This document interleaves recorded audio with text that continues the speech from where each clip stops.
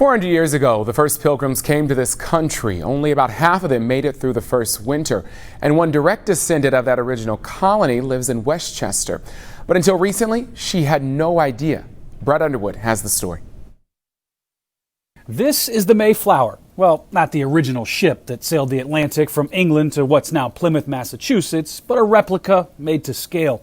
The ship brought more than 130 people to America in 1620, one of them John Howland. He would be her 8th great-grandfather. The her Amy Walts speaks of is her soon-to-be 98-year-old grandmother, Kay Matson.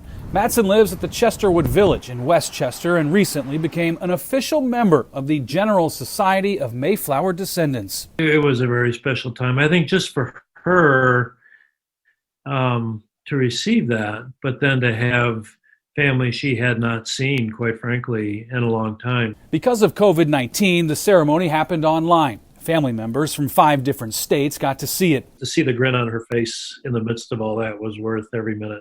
But if not for an what the heck search on the final day of an Ancestry.com subscription, Matson may not have lived long enough to even know her family history. Within 2 hours, we found our way back to Mayflower. Even more eye-opening, the family tree came this close to not growing at all. Actually fell overboard en route in a storm and grabbed the trailing rope of the ship and hung on and was spotted and hauled back aboard.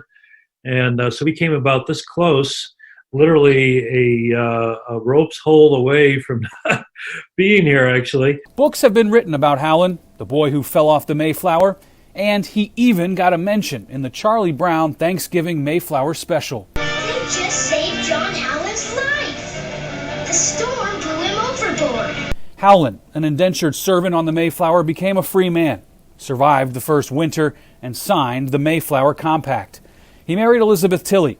They had 10 children and 88 grandchildren before his death in 1673. Everybody's family has this stuff. It's just a question of doing the homework, doing the research. All that work, worth it to see Matson smiling at the end of this journey. Brad Underwood, Local 12 News.